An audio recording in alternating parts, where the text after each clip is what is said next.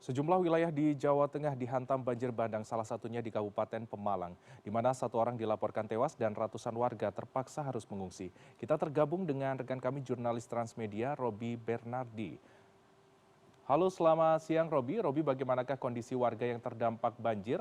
Ada berapa kakak dan sejauh ini apakah mereka sudah direlokasi menuju ke tempat penampungan yang sudah disediakan? Ya, Freddy.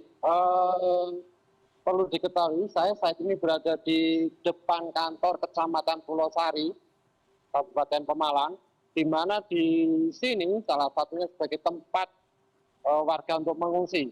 Dari catatan Kecamatan Pulau Sari, itu keseluruhan sudah terevakuasi warga dengan jumlah keseluruhan pengungsi mencapai 630 jiwa, Freddy. Dan saat ini di lokasi sendiri masih dilakukan pembersihan material longsor. Di mana tadi saya sempat ke lokasi, memang kondisinya porak-poranda dengan banyak bebatuan, terutama batu yang besar-besar yang mungkin sulit kalau misalkan dilakukan pembersihan sendiri oleh warga dan harus dengan alat berat. Demikian, Mas. Baik Robi, dari pantauan Anda terkait akses bantuan apakah sudah masuk ke lokasi posko di belakang Anda, Robi? Iya, sejak tadi pagi beberapa bantuan logistik terutama untuk anak-anak, terutama anak-anak, karena banyak sekali anak-anak di sini yang memang membutuhkan selimut, Freddy. Dan tadi juga sempat kita ambil gambar karena yang pengungsi di sini itu semuanya memang tidak membawa pakaian sama sekali karena yang terpenting saat itu evakuasi langsung dibawa ke sini. Jadi mereka juga membutuhkan pakaian, Freddy. Pakaian tadi sempat juga dibagi dari beberapa donasi dari warga, dibagikan ke warga di pengungsian beberapa pakaian. Baik, dari informasi yang Anda dapatkan, Robi, apakah kejadian banjir bandang di wilayah ini, di wilayah Anda saat ini berada, apakah baru pertama kali terjadi atau sebelumnya sudah pernah terjadi juga? Iya, tadi sempat saya ngobrol dengan warga terutama di daerah terparah, yaitu di dusun Sawangan, untuk banjir bandang yang berupa material gunung seperti bebatuan sama pepohonan dan bercampur pasir, ini baru pertama kali terjadi, Freddy. Dan sebelumnya memang banjir beberapa kali terjadi hanya berupa air sama lumpur.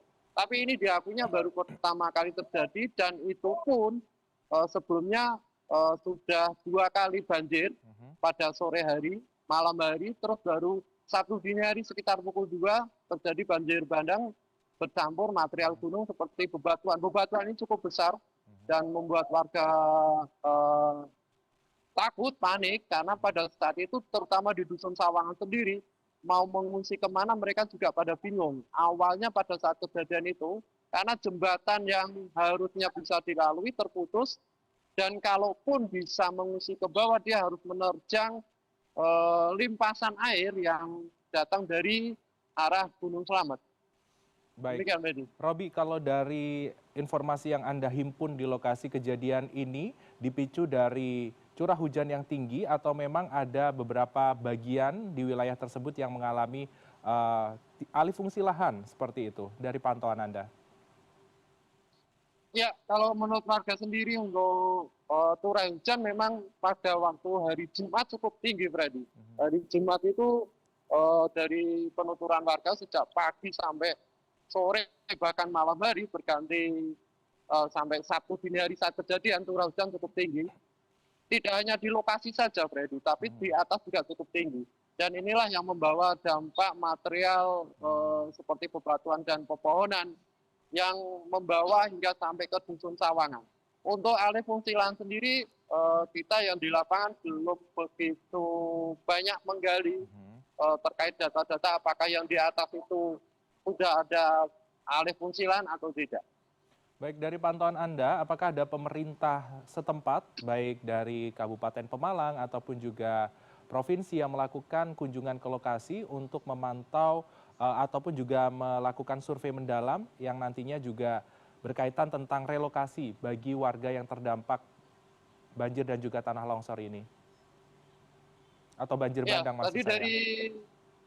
dari Camat Pulau Sari, Pak Ari Senoaji itu mengatakan kalau saat ini masih dilakukan mapping berupa pemotretan dari udara terkait dampak banjir ini seberapa parahnya bila dilakukan pengambilan gambar dari udara, dan untuk rencana selanjutnya nanti seperti apa masing-masing akan dibahas kembali dengan pemerintah kabupaten sama provinsi berarti.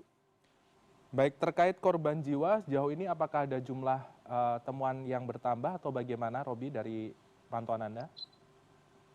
Ya, data terakhir tadi pagi korban jiwa ditemukan semalam, berarti pas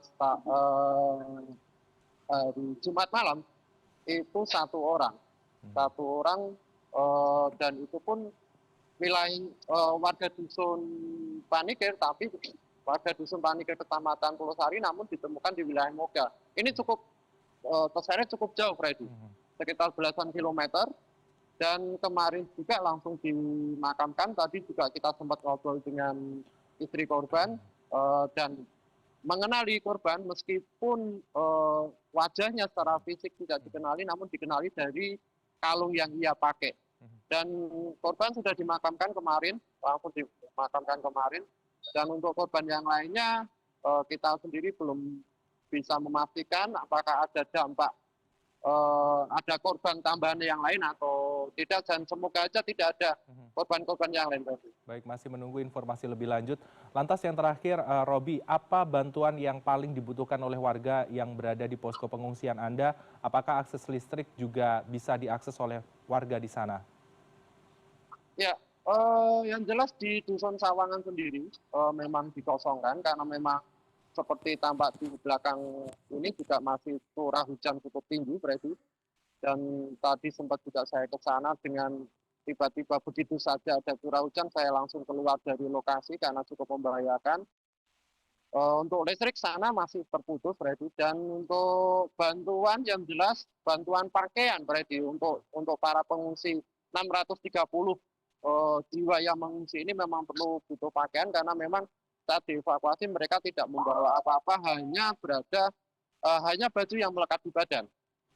Baik, Robi Bernardi, terima kasih atas laporan Anda. Tentunya kita harapkan ke depannya lokasi di sana lekas pulih dan bantuan bisa terakses secara maksimal, khususnya juga pakaian ataupun juga kebutuhan sehari-hari. Terima kasih, Robi Bernardi, jurnalis Transmedia atas laporan Anda. Selamat kembali bertugas, jaga kesehatan Anda dan selalu waspada di lokasi bencana.